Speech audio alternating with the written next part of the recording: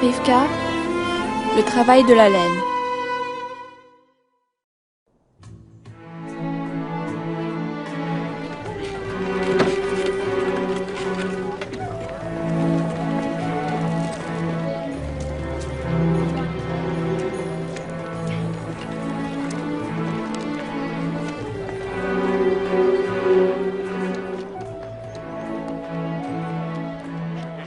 Plus que ce que les romans demandaient à quiconque n'ayant pas les moyens. Et je n'apprécie pas que tu parles ainsi. Aaron, mon cher mari, parfois quand tu as bu, ton jugement a une forte tendance Quand j'ai bu? Mon jugement? Parce que je bois du vin à table? Quel mal y a-t-il à cela? Cette femme est une menteuse, Rivka. Tu ne devrais pas l'écouter.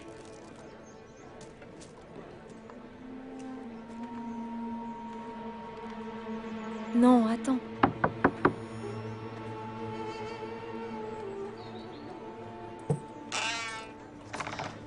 Oh, Mariam, Dahlia, entrez, entrez, entrez, asseyez-vous. Dis-moi, comment va ta mère? Rivka, je me suis emporté et je voulais... Qu'est-ce que vous faites ici? Je ne peux pas croire que Moussa envoie sa fille pour s'acquitter de ses impôts. Cet homme est un vrai lâche.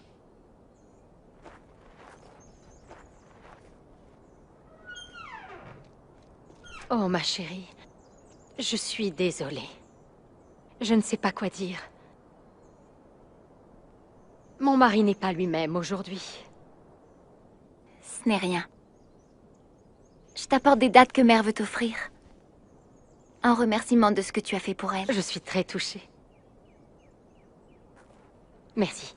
Maintenant, venez. J'aimerais aller voir ta mère et ta sœur, et j'ai besoin d'air frais.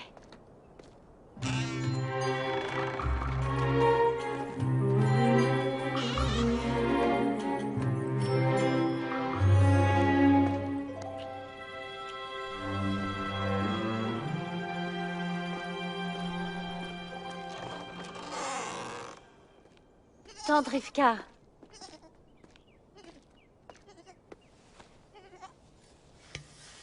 Bienvenue. Comment vas-tu? Bien.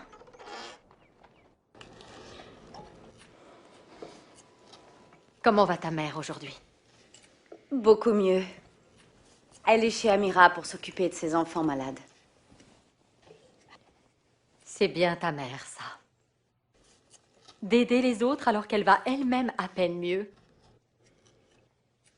Je suis sûre que ça lui fait du bien. Oui. Et toi, comment vas-tu, Sarah? Tu dois être fatiguée. À t'occuper d'elle, de toute la maison. J'ai été assez fatiguée ces derniers temps.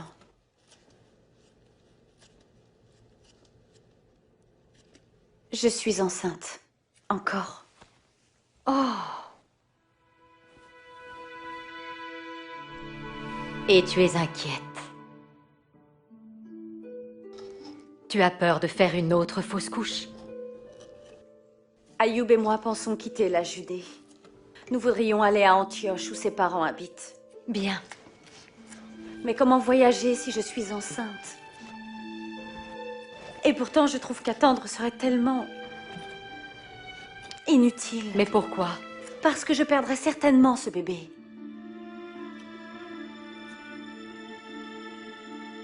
J'ai l'impression que Dieu s'est éloigné, tante Rivka. Je ne sais même plus comment faire pour prier.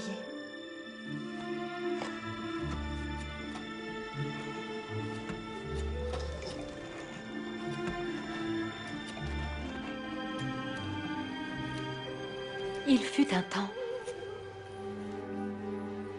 où les disciples de Jésus se croyaient abandonnés par Dieu. Vraiment? Oui. Ils se trouvaient dans une barque, traversant avec Jésus la mer de Galilée. Jésus s'endormit dans le bateau et une grande tempête s'éleva sur le lac. Les disciples eurent vraiment peur pour leur vie. Tout comme tu as peur pour la vie de ton futur bébé. Et la peur des disciples était tout à fait compréhensible. Le bateau se remplissait d'eau, risquant de couler. Alors, ils le réveillèrent et ils lui dirent, « Seigneur, ne prends-tu pas soin de nous ?» Il se leva. Il réprimanda le vent et les vagues. Il répondit à leurs cris, à leurs besoins. Et puis, il les désapprouva. Il s'adressa à ses amis. « Où est votre foi ?» Était-ce mal que les disciples viennent réveiller Jésus et qu'ils crient à lui dans leur détresse? Je ne crois pas. Non. Le problème, c'est qu'ils ont demandé s'il s'occupait d'eux et qu'ils doutaient qu'il ait le pouvoir de les aider. Pourtant, il prenait soin d'eux et avait le pouvoir de les aider. Comme il le fait pour toi et moi.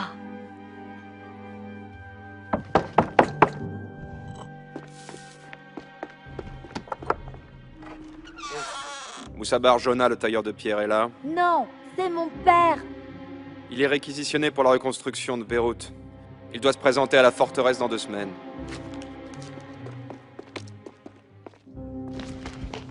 Père doit aller à Beyrouth. Les soldats l'ont dit.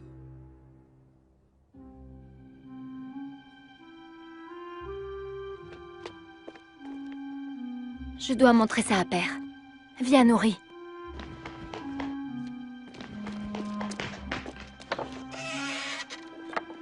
Et maintenant ça? Je suis désolée. Ils ont appelé Naoum, notre voisin, il y a 1 an, et il est mort dans un accident. Les temps sont difficiles.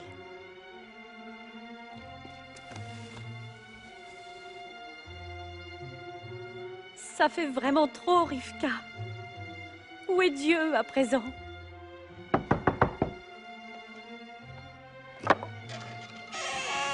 Tante Noura, entre.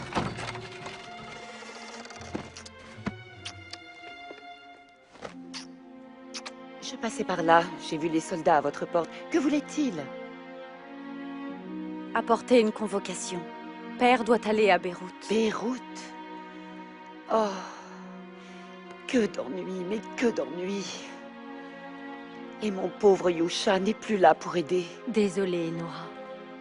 Il m'a quitté l'an dernier. Maintenant, il est avec ses ancêtres. Grâce aux Romains. Tu as bien tenu le coup, Noura. Bien tenu le coup? C'est ce que nous faisons. Nous tenons le coup.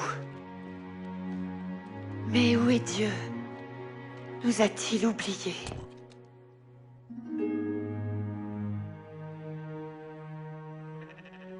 Viens, c'est par là, Nourri. Allez. Dans de tels moments, il est tentant de penser que Dieu ne s'occupe pas de nous. Mais Dieu a le regard sur nous. Surtout dans ces moments difficiles. Dieu nous aime et veut que nous goûtions à son amour. Il voulait que nous fassions partie de sa famille. Rappelez-vous le jardin tout au commencement. Dieu créa l'homme à son image. Dieu marcha avec l'homme et la femme dans le jardin, dans la fraîcheur du soir.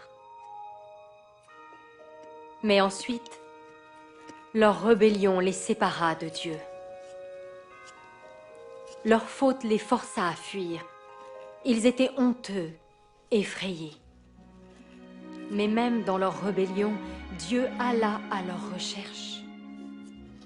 Tout comme Jésus, vint pour nous chercher. Quand il vint ici sur Terre, pour vivre parmi nous et mourir pour nous. Porter notre péché, notre honte, par son amour et son sacrifice. Nous sommes de nouveau accueillis dans la famille de Dieu. Quand nous confessons nos péchés et acceptons son sacrifice pour nous, nous avons à nouveau accès à notre Père Saint. Nous devenons ses fils, ses filles. Tu veux dire que je peux être fille de Dieu? Oh oui, un membre de sa famille. Mais ne faut-il pas être parfait pour faire partie de sa famille? Je ne suis pas comme Jésus. Je ne suis pas parfaite. Moi non plus. Parfois, nous aimons prétendre que nous le sommes. Je suis une vieille femme, trop âgée pour le prétendre. Aucun d'entre nous n'est bon réellement.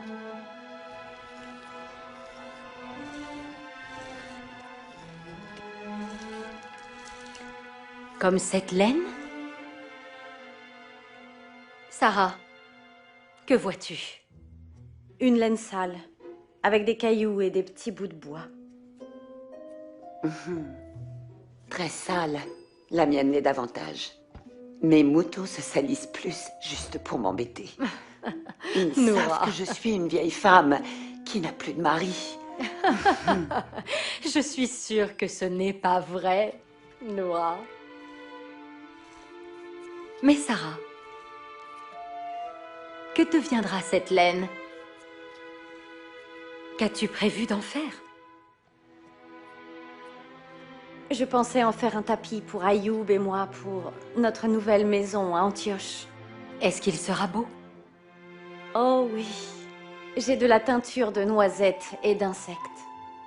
Donc, tu vois, cette laine telle qu'elle est maintenant, sale. Mais dans ton esprit, tu peux aussi la voir telle qu'elle sera une fois lavée, cardée et brossée et transformée en tapis. Oui, c'est pareil avec Dieu. Il te voit telle que tu es maintenant, mais il te voit aussi telle que tu seras quand il aura achevé son œuvre dans ta vie.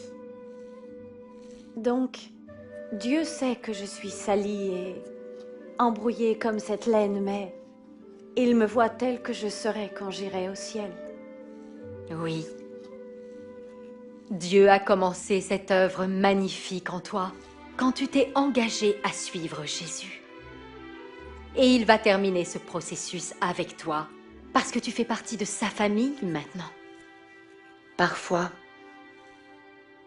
la vie c'est comme garder cette laine. On est tiré, étiré, et on devient si fragile. Parfois nous sommes presque brisés. Oui, Noah. Et nous souffrons. Oui, comme la laine qui doit bouillir dans la teinture. C'est un long travail, n'est-ce pas? Notre bienheureux frère, l'apôtre Paul, qui est en prison en ce moment à Rome, a écrit dans l'une de ses lettres que nous sommes l'ouvrage de Dieu dans le monde, créé en notre Messie Jésus, pour faire les bonnes œuvres que Dieu a prévues d'avance que nous fassions. L'ouvrage de Dieu? Eh oui. Regarde ce tapis. Qui l'a fait? C'est moi. Est-ce que ça t'a demandé beaucoup de temps? Oui, vraiment beaucoup. As-tu eu du plaisir à le faire? En grande partie. Et surtout maintenant en le regardant. Mais tout ce qui est beau prend du temps pour devenir parfait. Le processus est long. Et notre voyage sur Terre est long. Lent. La vie est longue au milieu, mais elle est courte à la fin. Un nuage de fumée, un instant, et la vie s'arrête.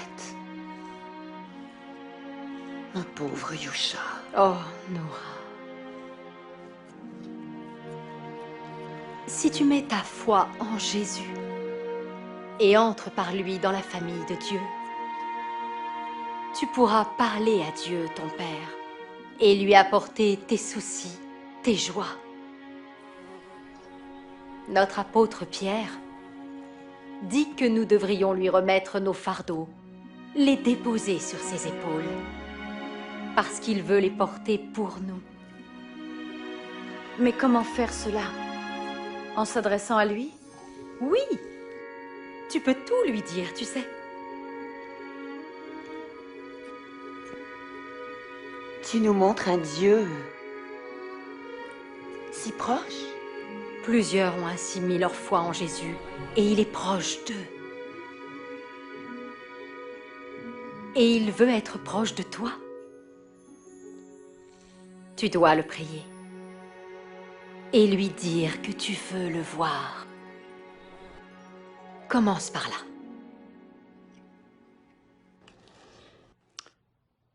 Je pense que je vais réfléchir à ce que tu viens de me dire.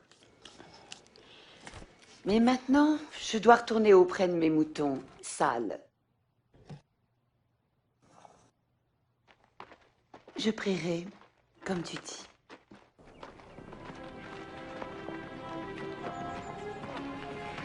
Père! Mon enfant. Mariam.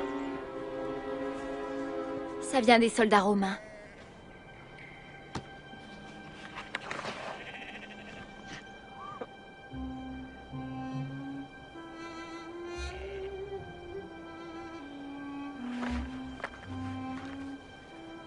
Je dois partir pour Beyrouth dans quelques jours. Beyrouth? Ils ont besoin de moi pour reconstruire la ville. C'est Agrippa. Il se dit notre roi, mais ce n'est qu'une marionnette romaine. Qu'en a-t-on à faire de ce qui se passe à Beyrouth? Ne le fais pas, père. Pourquoi aiderais-tu ce traître, Agrippa? Daoud, ne parle pas de cette façon devant ton petit frère. Tu ne veux pas qu'il sache la vérité. Que veux-tu donc, mon fils? Faire venir l'épée de Rome sur toute notre famille? Ferme ta bouche. Pense à Nourri. Pense à tes 2 sœurs. Et pense à ta mère. N'y va pas, père. Même Mariam le sait. Même Nourri le sait. Ce ne peut être la volonté de Dieu. Ne leur obéis pas. Tu sais qu'ils vont profaner le temple de notre Dieu. Si tu les aides maintenant, ça s'arrêtera quand? Daoud, tu sais très bien que je dois y aller. Dieu sait qu'il le faut. Mon fils, tu sais ce qui arrivera si je refuse.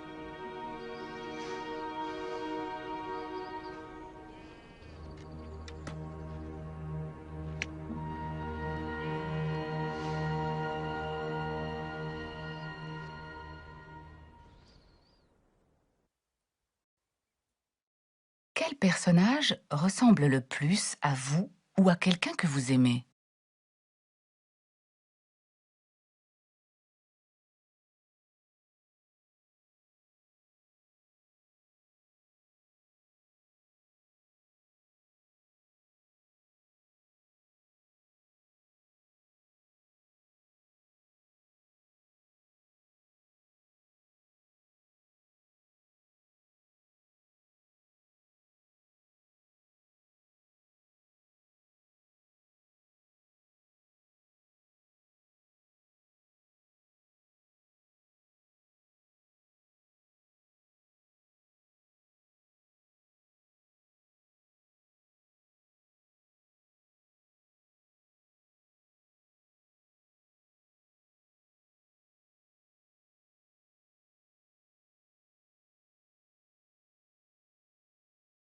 Avez-vous déjà eu l'impression que Dieu était loin de vous dans des moments difficiles?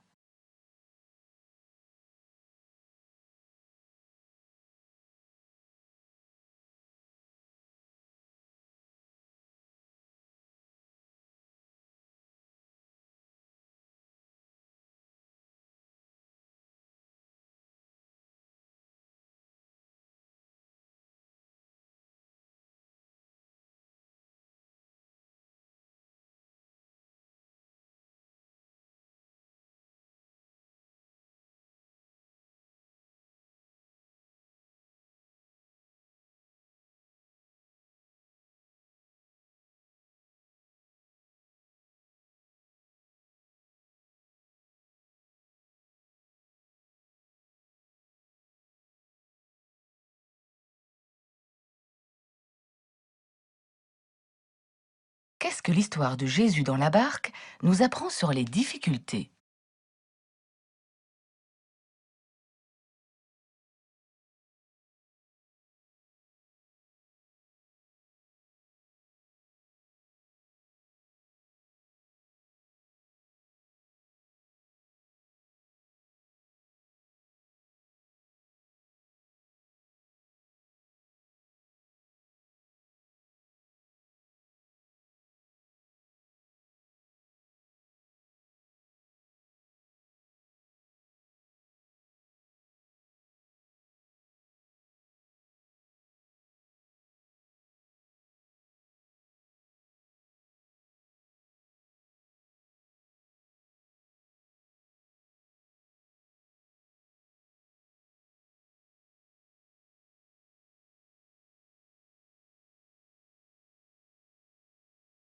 Qu'est-ce que la référence au tapis, fait par Sarah, nous révèle sur l'œuvre de Dieu dans nos vies?